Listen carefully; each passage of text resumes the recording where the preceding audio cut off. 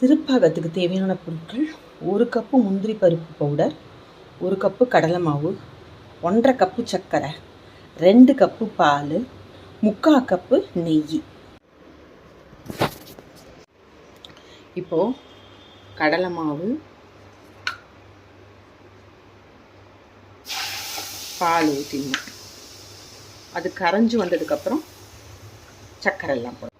பாலில் போட்டாச்சு. அதில் கொஞ்சம் நெய்யை ஊற்றிட்டு சர்க்கரை போடுறோம்.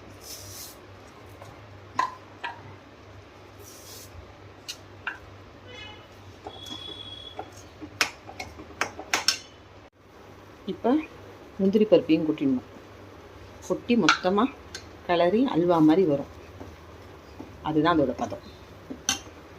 இது பாருங்க, பால்கோவா மாதிரி வருது பாருங்க.